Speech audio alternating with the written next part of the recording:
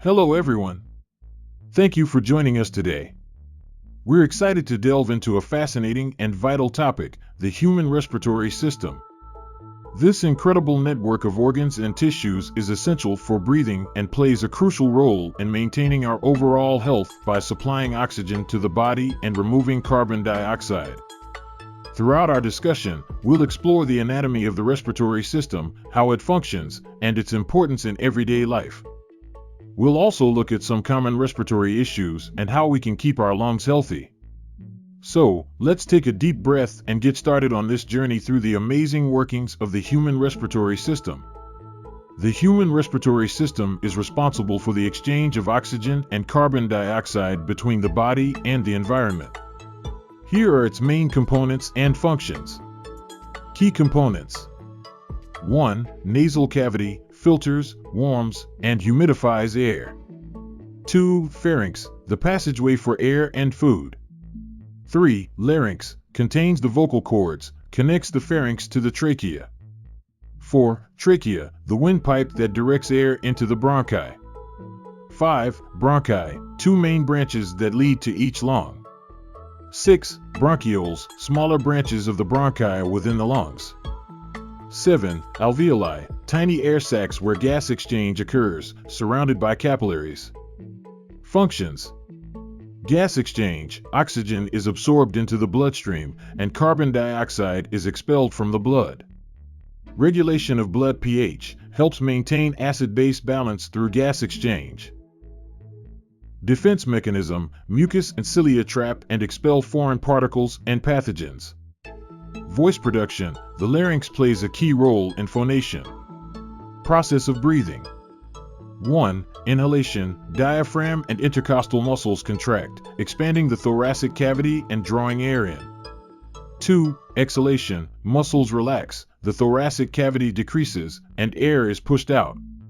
Overall, the respiratory system is essential for sustaining life by ensuring adequate oxygen supply and removing carbon dioxide.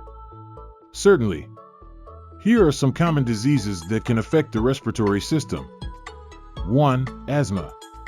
Description: a chronic condition characterized by inflammation and narrowing of the airways, leading to difficulty breathing. Symptoms: wheezing, coughing, chest tightness, and shortness of breath, especially during exercise or at night. 2. Chronic obstructive pulmonary disease, COPD. Description: a group of lung diseases, primarily emphysema and chronic bronchitis, causing airflow obstruction.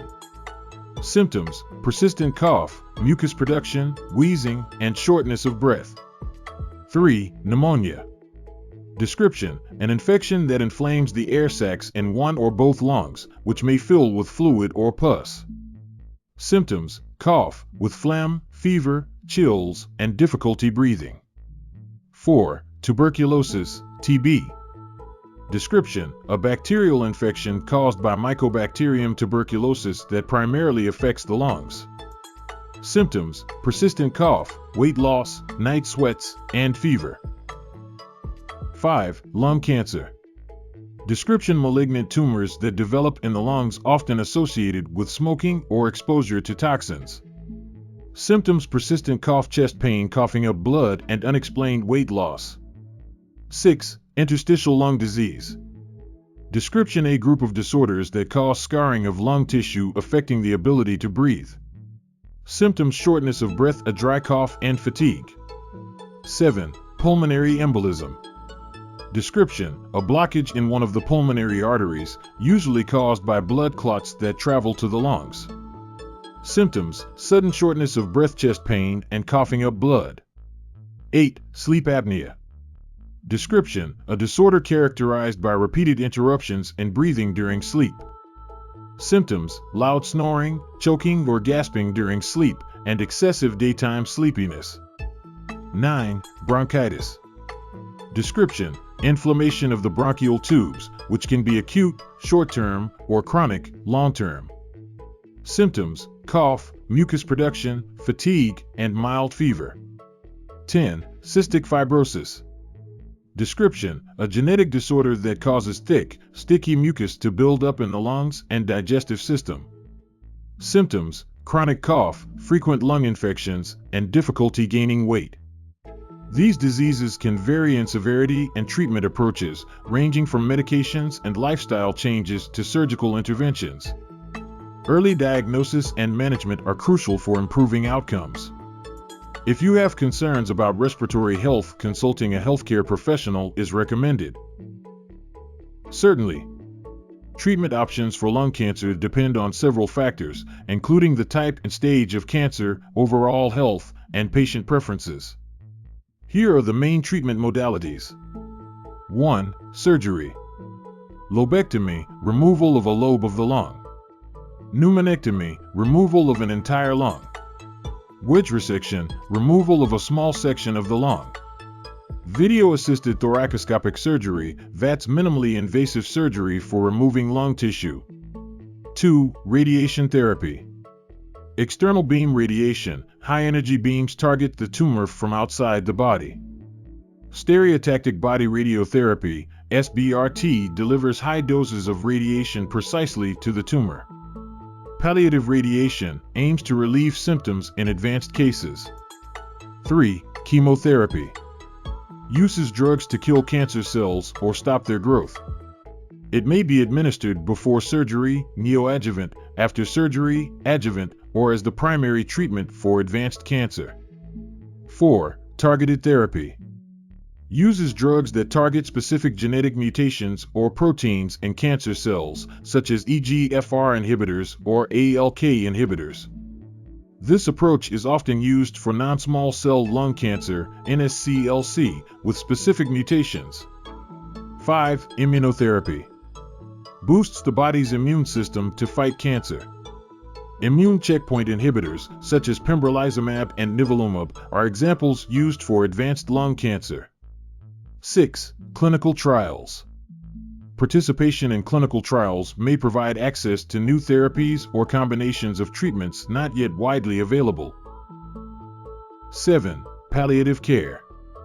Focuses on relieving symptoms and improving quality of life for patients with advanced lung cancer, regardless of the stage of the disease. Treatment plans are often multidisciplinary, involving oncologists, surgeons, radiologists, and palliative care specialists. Personalized treatment based on genetic testing and overall health can lead to better outcomes. Regular follow-up is crucial to monitor for any recurrence or side effects of treatment. Always consult a healthcare professional for tailored advice. The recovery time after lung cancer surgery varies depending on several factors, including the type of surgery performed, the patient's overall health, and any complications that may arise. Here are general recovery timelines. 1. Lobectomy. Hospital stay, 3 to 7 days. Recovery time, 4 to 6 weeks to resume normal activities, but full recovery may take several months. 2. Pneumonectomy. Hospital stay, 5 to 10 days. Recovery time, 6 to 12 weeks for normal activities. Complete recovery can take longer. 3. Wedge resection. Hospital stay, 1 to 3 days. Recovery time, 2 to 4 weeks, depending on individual health and the extent of surgery. Postoperative considerations. Pain management. Pain can last several weeks. Medications will be prescribed. Physical activity. Gradual increase in activity is encouraged. Walking can aid recovery. Breathing exercises, essential for lung recovery and preventing complications. Follow-up care. Regular checkups are necessary to monitor recovery and manage any issues. Recovery experiences can vary significantly, so it's important for patients to follow their healthcare team's advice and communicate any concerns during recovery. Windface. Hey everyone!